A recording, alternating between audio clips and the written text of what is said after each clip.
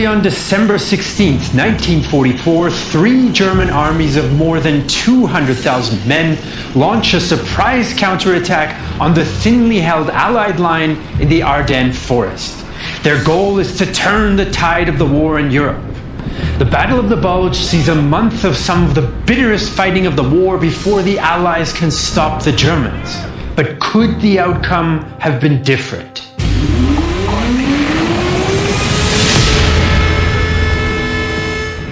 In the second half of 1944, Nazi Germany's overall strategic and military situation has seriously worsened after the Allied landings in Normandy and the Soviet summer offensive.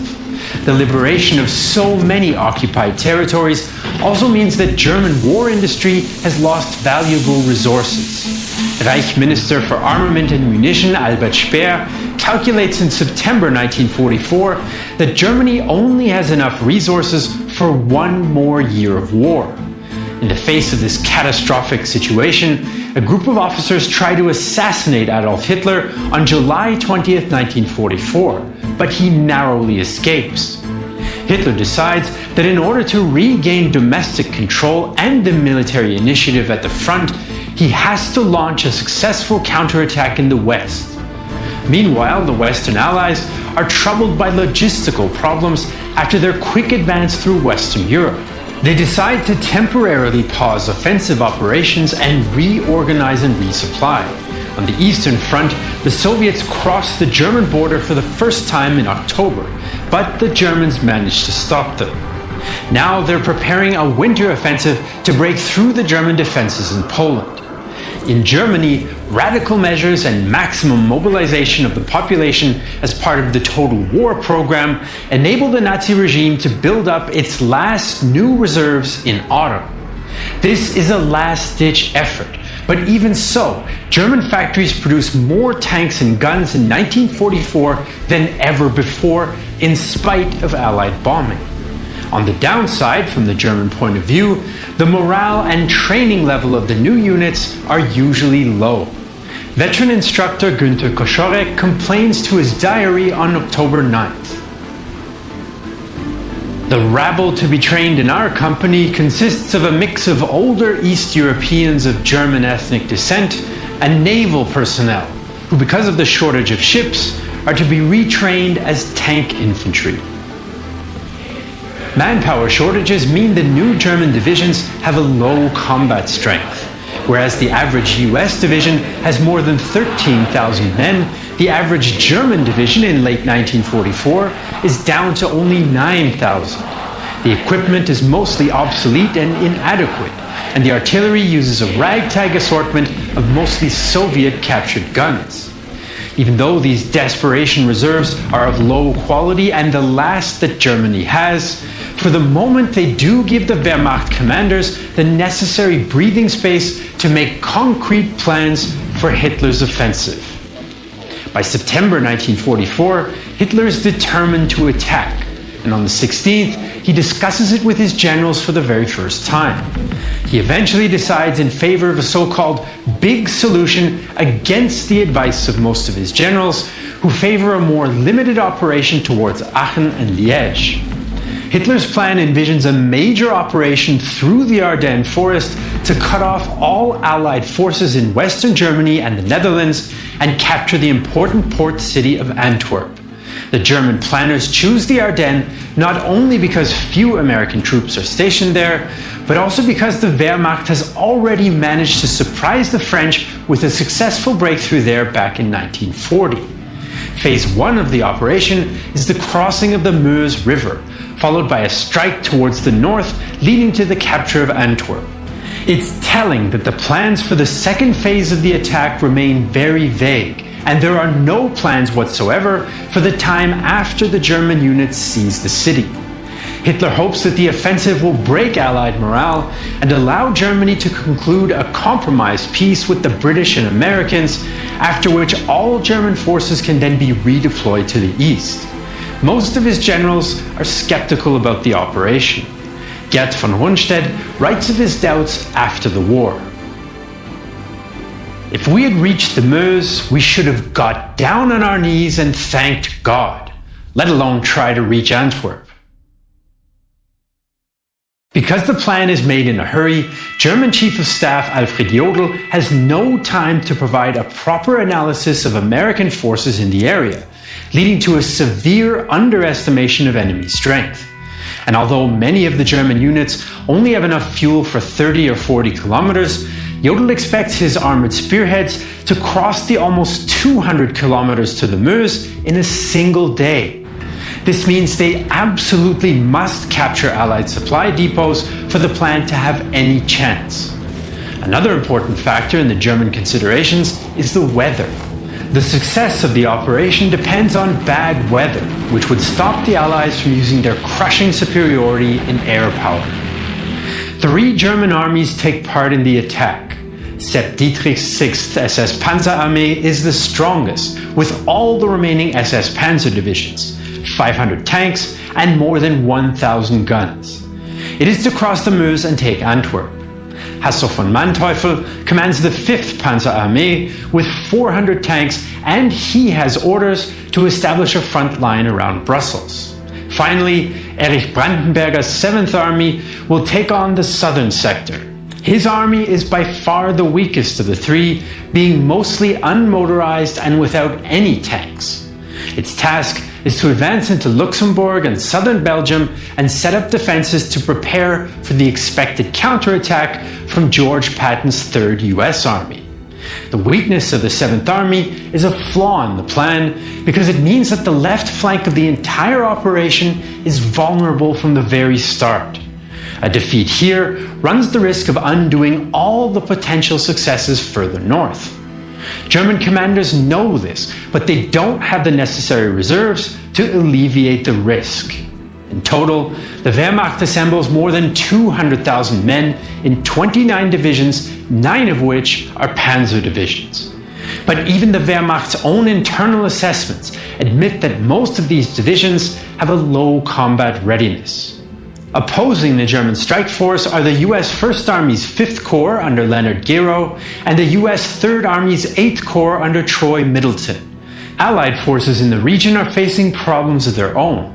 To strengthen their attack against the Ruhr River dams by 1st Army and the 3rd Army's planned strike towards the Saar region, General Omar Bradley has stretched US forces in the Ardennes sector extremely thinly.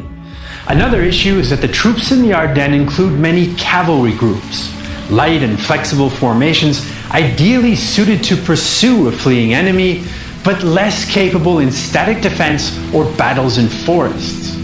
The US Army has not yet adequately converted its order of battle from the quick summer advances to the more static situation that set in during the fall. All in all, roughly 80,000 American soldiers are in the Ardennes sector. So 3 German armies are ready to fall upon 2 unsuspecting American corps. And when the weather forecast calls for bad weather, the Germans put their plan into motion. The Germans deploy their troops in great secrecy in November and early December, moving men and supplies at night. There are no cooking fires or movement during the daylight hours. German reconnaissance airplanes fly at low altitude over the deployment area at night to check progress and detect forbidden lights, but also to drown out the noise of vehicle engines. Even though the Allied reconnaissance detects some signs of a German buildup, these are either not transmitted in time or not taken seriously, leaving US forces unprepared. The deployment phase brings yet more problems for the Germans. For fear of discovery, much of the materiel is unloaded too far away. The fact that Hitler and his generals take security concerns more seriously than logistical needs leads to unnecessary supply difficulties. When the offensive begins, the Germans only have around 15,000 tons of artillery ammunition, even though they need 1,200 per day, so the operation will run short after just 10 days. There are also problems with the lack of motorization. 17-year-old gunner Emil Frey, part of a rocket launcher battery, later recalls. It often happened that one truck towed 3 launchers. Sometimes the VW Kübelwagen used by the unit commander was also hitched on behind. The whole train then looked more like a circus than a dangerous military unit. Meanwhile, on the other side of the front line, American soldiers are resting. Lieutenant Colonel Daniel B. Strickler remembers. It was supposed to be a quiet sector, as no aggressive fighting by either side had taken place in that area since the initial push to the German border in September. But some of the soldiers did notice strange occurrences, and one GI reports, "We're constantly being hit by reconnaissance patrols. All night long, the minute it gets dark, they start shooting to cover the rumble of heavy equipment. There are tanks moving around in position. Something is going on." But there's to be no quiet time for the Americans as German units get their orders December 15th.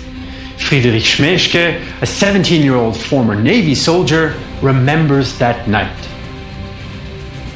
The peaceful silence of the bunker was now replaced by restless muttering. There were even comrades who broke out in wild euphoria. Then we had a hot meal, which some ghoulishly called our hangman's meal. Some of the men turned to the liquor ration to raise their spirits. Hand grenades, Panzerfausts, and extra small arms ammunition was passed out, and we had to lie down and rest while fully dressed. We were to be awakened at 4 o'clock a.m., but that didn't prove necessary since nobody slept. The morning of December 16th, German artillery batteries begin a heavy bombardment in preparation for the assault. Then the German infantry charges forward to clear a path for the tanks. US soldier Charlie Haag witnesses it all. We experienced what was perhaps the biggest hair-raising scare of our entire army career. Out of the darkness came the awfulest screaming and yelling you'd ever want to hear. The Germans were coming. They were screaming like a bunch of wild Indians. In the northern sector, the Germans immediately run into problems. Despite their 4 panzer divisions, they don't even achieve the first objective of taking Elsenborn Ridge. Since the forest is extremely thick, the Germans can use only a few narrow roads, resulting in a traffic jam. Then they send in the reserves too early in order to try to force a breakthrough, which only made things worse. In the central sector, the Germans have more success on the first day. US troops are stretched out extremely thinly, and von Manteuffel's panzers break through almost everywhere. In the southern sector, the first day brings mixed results. 7th Army spearheads attack across the Ur and Sauer rivers in assault boats, suffering only light casualties. But due to a lack of bridging equipment and precise US artillery fire, most of the 7th Army remains stuck on the eastern banks of the rivers. As the fighting on the first day finally ends, a GI describes the aftermath in a letter home. Everywhere there's a tangle of shell-shot tree trunks and a litter of prolonged fighting at close quarters. Bits of broken rifles, bayonets, shattered helmets, unexploded hand grenades, fragments of shell, displaced sandbags, broken stretchers, boots and gloves, not quite empty, and shreds of uniform and equipment. At the end of December 16th, Allied headquarters still thinks that the attack is a limited operation. The scale becomes apparent the next day, though, when the Wehrmacht launches 2 special operations. The first is Operation Stöße, an airborne operation to secure important road junctions and bridges ahead of the main advance. But it suffers from insufficient coordination with the ground forces and little preparation time, and in the end, only about 300 German paratroopers make it to the target zone. They hide in the woods for 3 days with limited food and water supplies, waiting in vain for support. Survivors then split up and sneak back across the line on the 20th. The second operation, codenamed Operation Greif, is led by Otto Skorzeny. His unit filters through the front line in American uniforms and tries to cause chaos by swapping street signs and cutting telephone lines. But the Americans catch most of the teams quickly and shoot nearly all Skorzeny's men upon capture. German lawyers had assured Skorzeny beforehand that wearing foreign uniforms was legal if no weapons were used. But that was in theory. In reality, shooting enemies who are wearing friendly uniforms is common practice in all armies during the war. Operation Greif officially ends in the evening of December 17th, when a frustrated Skorzeny receives permission to use the rest of his unit as a regular brigade instead. So the Germans have launched their desperation offensive. So far, the military results are mixed, and where the Germans do advance, they commit war crimes. The most infamous unit in the offensive is Kampfgruppe Peiper. Its commander, Joachim Peiper, is furious because his unit is behind schedule, and the result is a series of massacres. The men of Kampfgruppe Peiper shoot 19 prisoners at Honsfeld, 59 at Büllingen, 44 at Stoumont, and 58 more at Lingeville. Finally, on December 17th, near Malmedy, they murder nearly 100 American prisoners just so they don't have to escort those prisoners to the rear. The civilian population also fears the return of the Germans. People in German-speaking Eastern Belgium had enthusiastically supported reunification with Nazi Germany back in 1940. But being treated as second-class citizens, people have grown increasingly weary of German rule as the war drags on. Nevertheless, there is still some pro-German sentiment in 1944. There are even reports about local Germans helping the advancing Wehrmacht on the battlefield. Not so in Luxembourg.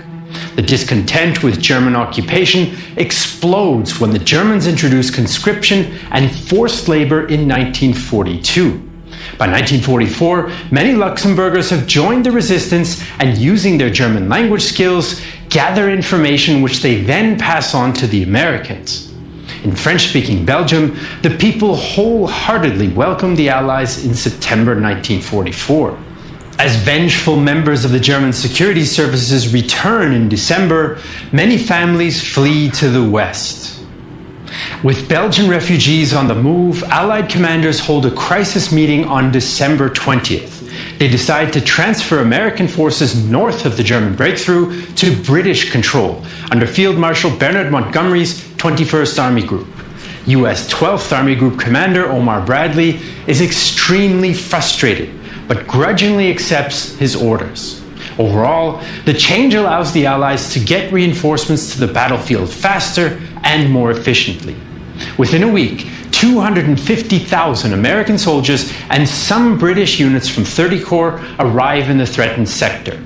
By December 23rd, the German advance has slowed down as the element of surprise wears off.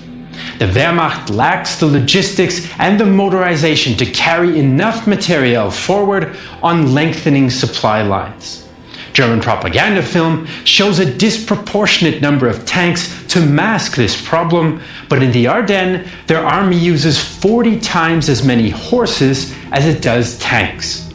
Things get worse for the Germans when the sky turns clear for the first time on December 23rd. Allied fighter bombers immediately wreak havoc on the advancing German columns, forcing them to move troops only at night and depriving them of mobility and tactical flexibility. As the poorly equipped German infantry suffers high casualties from American artillery fire, the tanks often have to attack towns alone, a task which they're not suited for. Christmas Eve turns out to be the high water mark of the whole German attack. Although the German advance starts to grind to a halt on December 24th, the Battle of the Bulge is far from over. Back on the 20th, German troops surrounded the important Belgian transport hub of Bastogne, along with roughly 15,000 US troops. American Private Joseph Sayek is caught in the trap. Early Tuesday morning, we were surrounded and the Germans began to close in on us.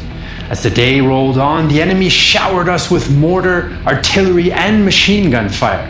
Men were going mad. There was no organization, there was nowhere to go. We were all scared. The Germans planned to take the town in a quick surprise attack.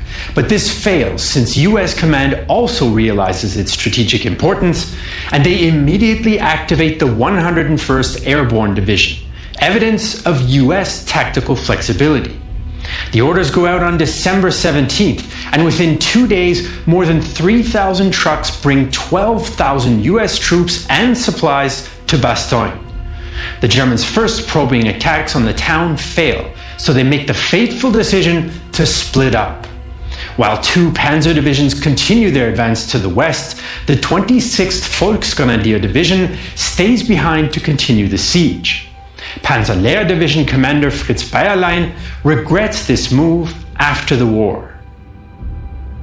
It was one of the greatest mistakes that Bastogne, on failure of the coup, was not immediately captured by a concentrated attack of all our forces. If this had been done, it would have certainly fallen. Because the Germans don't have enough artillery ammunition to destroy the US defenders, the Germans decide to try a bluff on December 22nd. They demand that the encircled US forces surrender, but US Commander Anthony McAuliffe famously rejects this ultimatum with a single word: nuts. The same day that McAuliffe tells off the Germans at Bastogne, Patton's Third Army starts to move north towards the besieged town, but it remains unclear exactly when they'll be able to help. The first relief for the defenders appears on December 23rd, when 240 Douglas C-47 transport planes drop more than 230 tons of supplies into the town. In the following days, the Germans launch increasingly desperate but futile attacks to take the town, while Patton's relief force works its way closer and closer. Patton's army finally lifts the siege on the 27th, when they smash through the disintegrating and starving 5th Fallschirmjäger Division. The US tanks roll right through the German positions, all guns blazing, and establish contact with the encircled US paratroopers. The Wehrmacht launches counterattacks against the small relief corridor, but they fail. 3rd US Army pushes on past Bastogne and links up with 1st Army forces coming from the north at Houffalize on January 16th, marking the end of the Battle for Bastogne. 20,000 Americans, including 4,500 from the 101st Airborne alone, and 25,000 Germans, die in a battle fought for a town with a peacetime population of just 4,000 people at the junction of 7 roads. But of course, the Battle of the Bulge extends far beyond the dramatic siege at Bastogne. With strategic initiative back with the Allies, the Americans strike back to regain their lost positions. And they have a lot of firepower. Artillery and fighter bombers systematically bomb German-held villages to the ground before combined arms US forces clear them of any resistance. German morale starts to crumble under the relentless pounding. Those who continue to fight are increasingly desperate, sometimes forcing civilians or prisoners to help them dig trenches or prepare defenses. In the midst of the fighting on January 1st, 1945, US forces commit a war crime after storming the heavily defended hamlet of Chenogne. Sergeant John Faig describes the events. I know some of our boys were lining up German prisoners in the fields on both sides of the road. They must have been 25 or 30 German boys in each group. These boys were to be machine gunned and murdered. We were committing the same crimes we were now accusing the Japs and Germans of doing. I turned my back on the scene and walked on up the hill. The same day, the Germans launch yet another special operation, Operation Bodenplatte, this time by the Luftwaffe. All operational fighter planes on the Western Front are to take off simultaneously, attack Allied airfields, and destroy all enemy aircraft on the ground. Shortly after daybreak, about 1,000 German airplanes take to the air. The pilots are excited by the magnitude of it all. I was amazed myself. The sky was full of machines. The civilians stood there frozen. When we flew over the front, The soldiers also stood there and marveled. We were all flying low. The excitement amongst the German pilots is short-lived, as Luftwaffe Chief Hermann Göring issues brutal orders. Whoever returns without having effectively attacked the enemy airfield, or whoever fails to find it, shall immediately take off again and fly another attack. This is a disastrous order, since German pilots making a second run no longer have the element of surprise. Another problem is coordination with ground forces, which results in a number of friendly fire incidents. Fuel shortages made worse by long approach distances also hamper the success of the operation. In total, the Germans lose more than 300 aircraft. The Allies lose 260 planes, but they can replace their losses quickly, while the Germans cannot replace theirs at all. The fighting continues in the first weeks of January as the Allies slowly push forward against stubborn German resistance.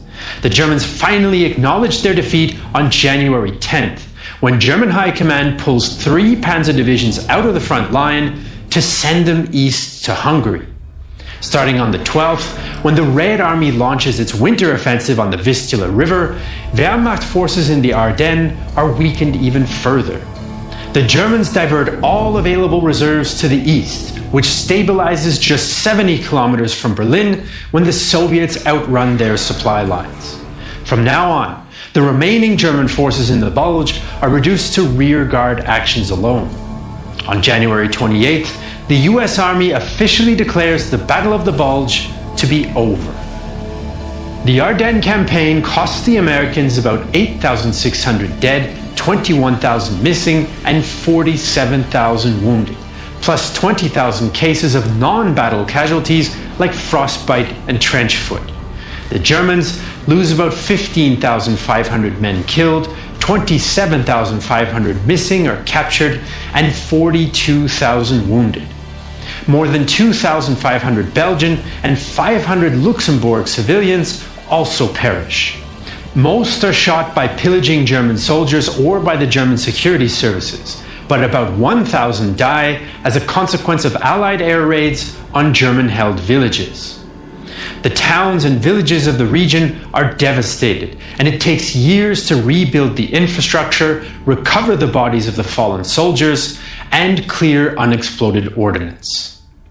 The Ardennes offensive ends in a clear German defeat after a month of hard fighting. But was there ever a chance for the German battle plan to succeed? Well, the German offensive suffered from severe structural weaknesses. Supplies were insufficient and unloaded too far away from the front. Most of the units involved were only told about the attack the night before it started, so they had no chance to conduct a proper reconnaissance of terrain and enemy strength, and they attacked blindly. These two factors show the German leadership's increasing paranoia, prioritizing secrecy over proper preparation. Another mistake was that the best German units were assigned to Dietrich's SS Panzer Army in the northern sector, even though that's where they expected the strongest Allied resistance. This is contrary to common military wisdom, according to which the units that face the least resistance should be the ones that are reinforced. This can allow one to expand a breakthrough at a weaker point and achieve an encirclement of the enemy without having to expose your own soldiers to attrition. The reasons for this German mistake were in part political. Hitler had lost confidence in the regular army after the assassination attempt against him and instead relied heavily on the Waffen-SS. But the Waffen-SS suffered from a lack of planning efficiency and ideology-driven presumptions, so its troops were not used efficiently.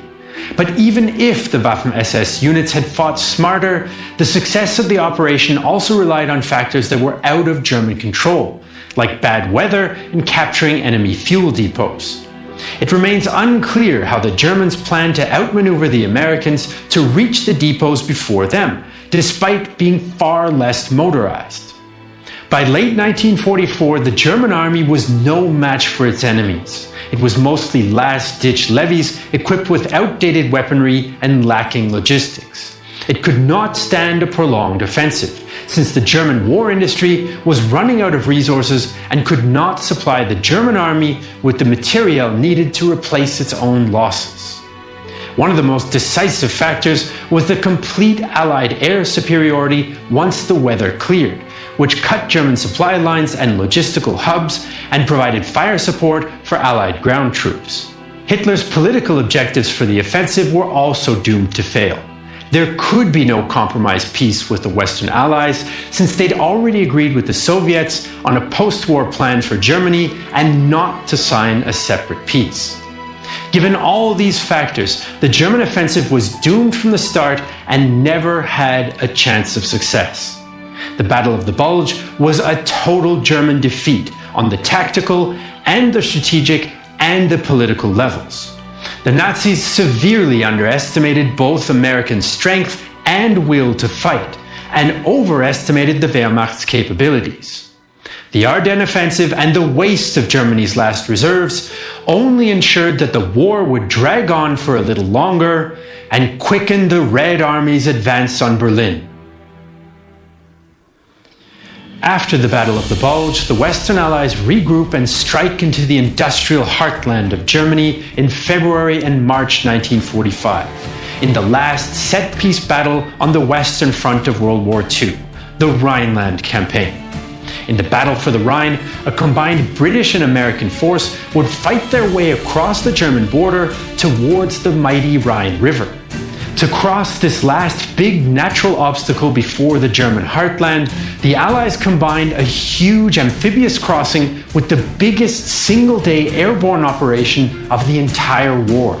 If you want to learn more about this often overlooked campaign, you can watch Rhineland 45, our 5-part, 3.5-hour documentary series on the offensive. Filmed on the former battlefields using detailed maps and animations, together with expert guests like Christoph Bergs or David Willey from the Tank Museum, and featuring a veteran interview, Rhineland 45 is the most detailed documentary about the Rhineland campaign. Because we show the war as it really happened, this series is not available on YouTube because it would get immediately demonetized. Instead, Rhineland 45 is available on Nebula, a streaming platform that we built together with other creators where we don't have to worry about YouTube's content restrictions. If you go to nebula.tv/realtimehistory and sign up, you can get Nebula and save 40%. For just $3 a month or $30 a year, you can watch our videos and Nebula originals, or other smart creators like Mustard or Real Engineering, and all of that ad-free and earlier than on YouTube, while you also support us directly. That's nebula.tv/realtimehistory. We want to thank David Lang for his help with this episode. If you're watching this video on Patreon or Nebula, thank you so much for the support. We couldn't produce videos like this without you. If you want to watch another video about a dramatic late World War II battle, you can also check out our YouTube video about the Battle of Iwo Jima. I'm Jesse Alexander, and this is a production of Real Time History, the only YouTube history channel that won't fall on its knees when reaching the Meuse River.